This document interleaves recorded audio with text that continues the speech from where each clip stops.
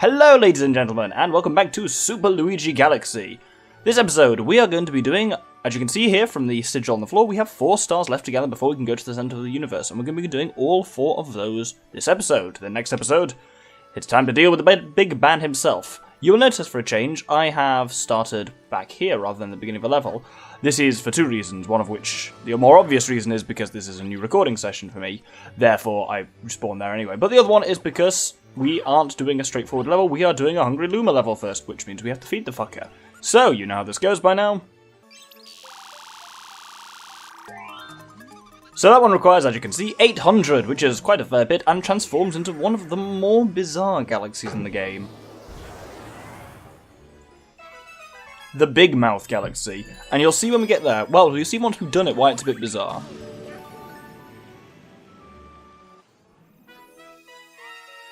So, it has, as ever, only one mission, which is Big Mouth's Gold Bait. And our goal here is fairly straightforward.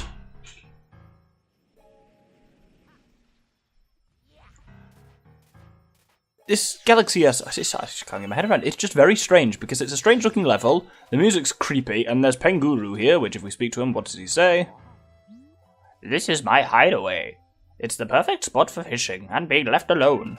So, we have the gold chest. No prizes for guessing what that contains. And the chest will only open for the shell that shines. So our job is to go inside Big Mouth itself, and grab ourselves a gold shell. There we go. And what makes this galaxy very strange... Oh, I messed that one up. How embarrassing for me. What makes it so strange is that it's really easy and really short. Basically, generally the Hungry Lumas get harder as they go along. But this one doesn't. What we've got to do here is, and it's a slightly interesting thing, is we've got to gather... what are they called? Oh, bloody hell. Ow! I just saw that coming, didn't I? There's also this creepy music that freaks me out. What we need to do is gather star pieces. Star... fragments. Nope. I can't remember what it is. Oh god. Either way, we need to gather them. And they're all in and around this kelp forest. And you'll notice I'm kind of going up and down again, because basically you can't... It's really hard, I find at least, to see them from down up close, so I find it easier to pop my head up, have a little look around, and then go down and grab one. You've got these... They're not called guppies, what are they called, those things swimming around. But either way, the 5th one is just in the centre here, in the middle of this sinister circle of jellyfish. And when we get it, or not with that attitude, there we go. Now it creates a sling star, which if we activate it, launches us weirdly up into the ceiling, which is mildly cool. And up here, simple as that, we find the golden shell. And I always spend this level then expecting there to be some sort of twist. But there isn't. That was it. It's incredibly short. You just go in, you gather some star pieces, you grab the shell, you get the shell out again, and then that's it, we get the star. It's really, yeah, it's weirdly straightforward. And it always used to freak me out a bit as a kid, especially because I've said this music freaks me out a bit. I was just, well, there's some boos that appear here, but you can laser them using the headlights on the shell, which is quite cool. But yeah, I was always expecting a boss or something like that. And you don't get one. You just, that's it. There's a Snippy Snapper there, and that's as close as it counts, and there's the Koopa that can block the shell, which is really annoying. But other than that... Oh, it's you. Man, that was close. Oh, Luigi, I almost forgot to tell you something. Oh my god, my throat is not liking this voice already. I was trying to get a star, but I fell into this treasure chest. Let me tell you, it's even smaller than it looks. Anyway, here's the star I found it here. No, really, it's yours. So, it's a bit of a, oh, the old fake out. It's not a treasure, it's a Captain Toad. It's a star. You should realise that Captain Toad was the real treasure all along. That old meme, wonderful. But either way, no, I'm trying to take this power star. I don't want to talk to you. I just want to take the star. Let me jump and take the star. Oh my god. Right. How can I talk to him from that far away? Oh, I guess if I'm moving, it lets me jump. Good lord, that was a challenge. Anyway, let's head up to the engine room and do a normal level now. So, here we can actually unlock with 50... Did it take 57? I think it may have only taken 56. By the way, there is a new unlockable one-shot galaxy here in the engine room, which is the Kingfin Galaxy. We're going to stick with a spooky underwater theme for today. So, its only star is Kingfin's Fearsome Waters. And weirdly, I see... Hopefully you'll understand when you see more of it, but I always feel like this episode, as in the one we're playing at the moment, should kind of be merged with the Big Mouth Galaxy, because they both weirdly stand alone. Because if we go in...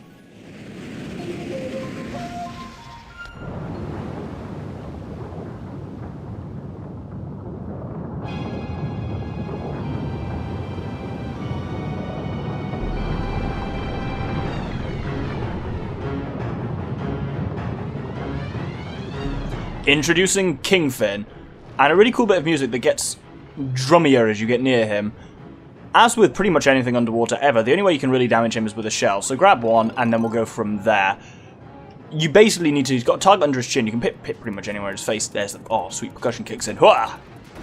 There we go. And upon doing that, he does something difficult.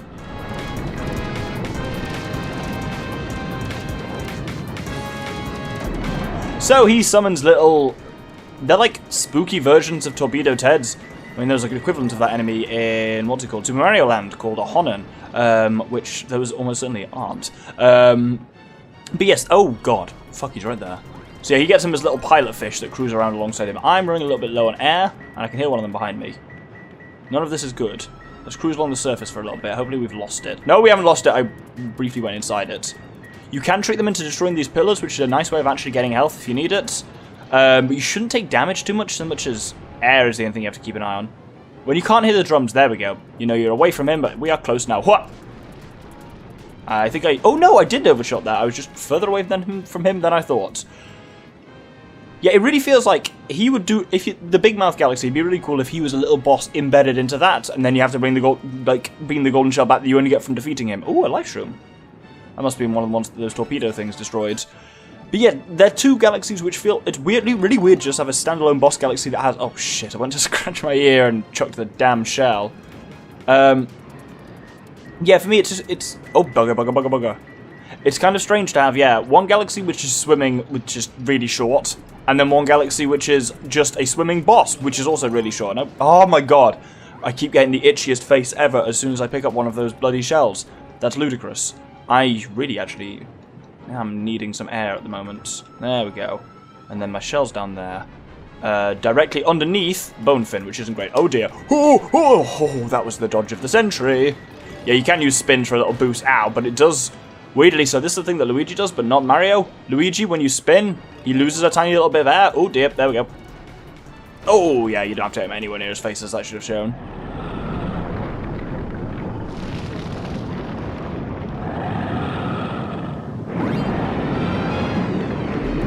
As fish bosses go, on a scale of kind of 1 to Georg from Majora's Mask, this guy is pretty low down in terms of how scary he is. Because basically, underwater bosses can be really terrifying, but he's just... part of the thing is the fact he doesn't come after you at all. He just goes around randomly. His little bitches do, but he himself is... He just kind of cruises around wherever he sees fit, and he's really easy to see coming because his headlights, so... And he's quite easy to fight, he says. Missing. Oh dear. You're a bit more exposed to these guys when you're on... Not on foot, but when you don't have a shell. But you are more maneuverable than them. That's really your trick. There we go. That should be him done. That was a lie. I'm going to grab some health. Oh god, he did a little turnaround there. Some health and air in one there. And let's grab a nice red shell. It's a shame that would be evil.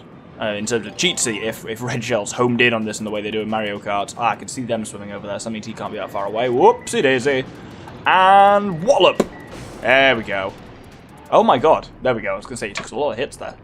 He took a lot of hits. I talked like Gollum for a second there.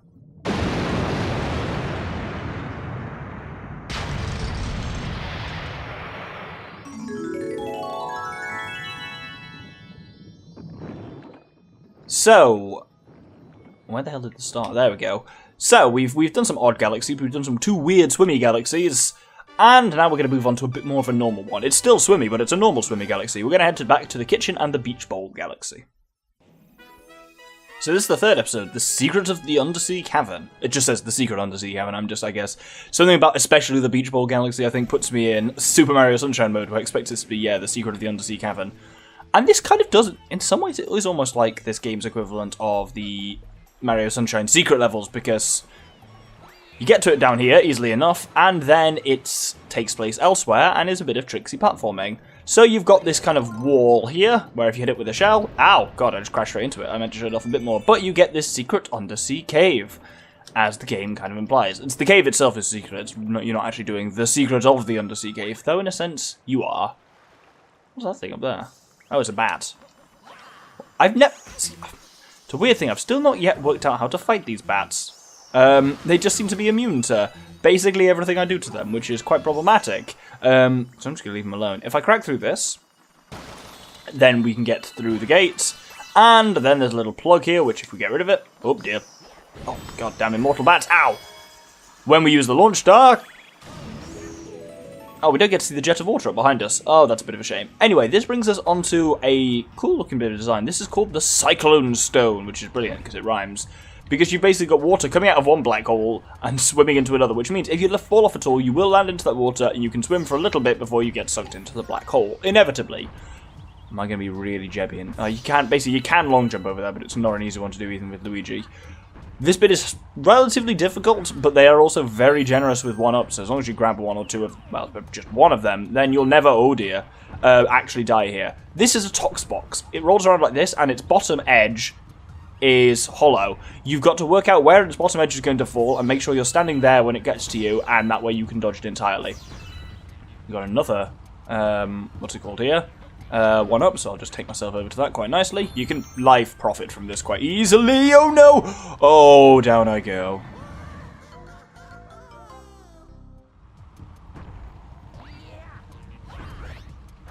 Oh, that was so good. You have to do like a jump and then like a sonic ground pound like forwards in order to make that, and I only just made it, but that's how you kind of skip out the beginning of it, but the end is rather unavoidable, though it does have bits that you can avoid here, so we just got to keep an eye on this particular Tox box. It should go up now, and then we can actually skip out a little bit here by using this bit. And if we're quick...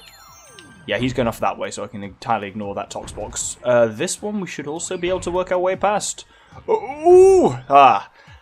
I'd forgotten quite how much of that you can just skip out, because the Tox box... Well, the Tox boxes are just annoying because you have to wait for them, but that's the Cyclone Stone. Do remember it, though, because we'll be back here later for the only, well, one of two types of prankster comment we haven't actually come across yet. It takes place here, so I'll be doing that in a few episodes' time. But that was a nice, straightforward one. Oh, this is probably going to be a shorter episode, but either way, let's just go head up to the garden. So here we have unlocked, once again, a new one-shot galaxy. A lot of one-shots this episode, and this is the Matter Splatter Galaxy, and this is quite a cool one. An interesting concept as well. So, as you can see, there are these kind of like jumping fountains around the place, and when they hit, they reveal where the floor is, and then they disappear. Stars all the way down there. One thing to note with this. The floor literally only exists when you can see it. Once it fades away like that it's like the dark matter in... It's basically a reverse form almost of the dark matter for in the Bowser level.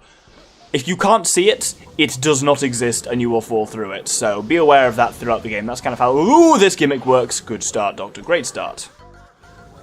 Right, this bit here at least seems to be stable in a sense of physically solid. Less so in a sense of I'm under constant blitzkrieg by a group of Magic Coopers. But either way, that's them gone. Yeah, this glowy thing on the horizon that you can often see always indicates kind of where the star is, or at least where the star will be. Good one. At least I hope that was a checkpoint.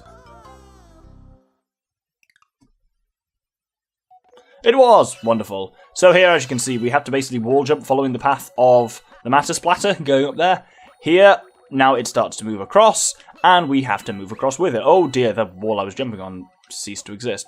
Oh dear, oh dear. Oh, these two are yeah, kind of going around each other. Oh, ball sack. Oh, I'm behind the curve, which is not good. Ah, the floor's going away. Oh, right, I'm going to have to just wait and do that again. I'm going to have to wait for this one to come all the way over to the left, and then back again. Yeah, it's an interesting thing. Like, it'd be a different challenge if it was just like you could only see where the Matter Splatter was landing. But the fact is that actually it doesn't even exist when the Matter Splatter's inactive there is conceptually quite cool. So that was all a bit of a ruse. We actually need to go over to the right here, but to do this in one maneuver is very difficult because this and the one underneath are kind of going off phase because we need to wall jump up here. And then we can now proceed back over to the left when this thing goes over. I'd already just naturally done a spin at the top of my jump just to extend it. And it just turns out there was a bastard there, so that was very good. Let's have another checkpoint. Oh, there's another one down there. Fuck off. Now this is when this starts getting tricky. So, a couple of things to learn. Number one, these grated panels are jump through. You can jump from the bottom of them, but they're solid from the top. And now, Spring Luigi. This can be real tough, this part. When you hit this... Good one. When you hit this... the level starts moving. So you have this ellipsoid of Matter Splatter that you need to keep within. And it's just a lot about kind of seeing where your path is likely to be and springing up to it. But you have to use these jump through things, and they are quite difficult to hit sometimes because they're quite small. It can be a real challenge. Kind of look at the bits can tell you where you're likely to need to be. This has the classic Nintendo thing of where there's a bit, there's a way. It's normally coins or tings or something like that basically will never knowingly lead you astray. If you can see a trail of bits, there'll probably be something worth following there. Certainly, bits will never just lead you to a pit in the ground. Oh, nice. Right, do I have to be on the other side here? I'm really worried I do. And it's kind of too late to back out at this point. Oh, God, I do. Oh, shit, no, I've got to be in the middle. No! Oh. That was incredible. I, by rights, absolutely should have died there, but I was able to do something ludicrous and survive it, which was wonderful. Right, now here at least I know what I want to do is get onto the swinging thing in the middle and then get over to the left side. Oh, it's real, giving me the fear. I hate this part, though. Actually, I hate this whole... No, I don't hate this level. It's well designed, this level. It's just... Oh, come on, jump, man. There we go. Yeah, a virtue of its good design is that it's awful, as in really difficult. I'm not actually complaining at it in a sense of it's actually bad. It's just really fucking hard, which is good, but also bad. Right, over to the left. Oh no! Fuck.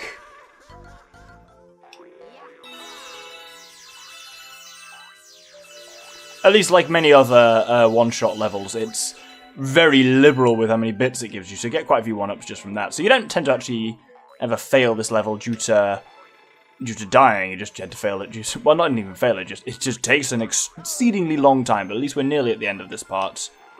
Oh no, that's not good. Right, I need to hit that and quick. There we go, and now to the middle. That launch star is extremely advantageous to take. Sling star even, and sling! There we go, that basically takes me all the way up to the end, rather than having to do any additional nonsense with spring. And now we're basically at the end. This part is particularly nasty as well, and particularly as Luigi, because he has slippery shoes. So, you got 3 paths ahead of you, and all 3 advance at the same rate in Matter Splatter, and I'm on the wrong one. And you just basically have to be able to transfer between the paths quite badly, because you basically, quite rapidly, because you kind of have to commit to one. Oh dear. And this is much harder with Luigi than it is with Mario because he's so slippery. But then, it's the whole thing of Luigi. You've got the advantage that you can jump much farther, but you don't really need distance of jump here so much as, whoa, being able to stop quickly or something like that is much more advantageous. Oh, can these guys not be here? This is not good timing. Oh, dear bugger me. Oh,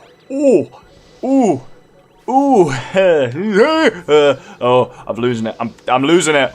Right, I'm going to say it's this one on the right here, because that one on the left... Nope, it's not this one on the right. It's definitely the one on the left. Oh, bugger me. I thought it was this one as well. Holy shit! Oh, no. Come now.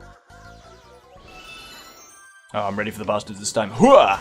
Damn it. Was not ready at all. I'm in a perfect position to spin both of them, but it didn't work. Right, let's try this again. So, it was... the middle, was it, or the left? I really should remember, because it actually really was not that long ago. It was the left. Yeah. It's all coming back to me now, like a horrible, horrible dream. It's getting real narrow here, but at least the star is within my grasp. Oh, this one's ended too. Oh, the clever bastards, they all end. Oh, isn't that crafty of you, Nintendo?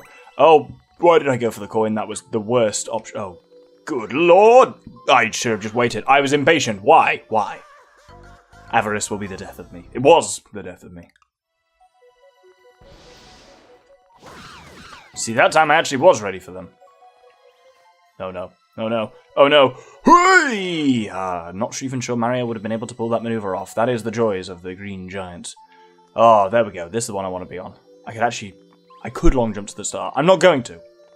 But I could. Oh, you can fuck right off, mate. Heh. Well, stalled him for a second. There we go.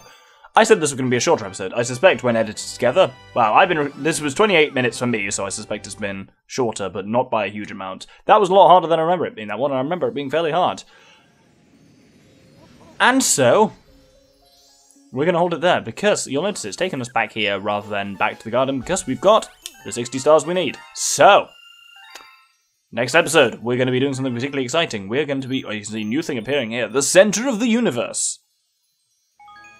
And so I hope you'll join me next episode for that. Thank you very much, and good day.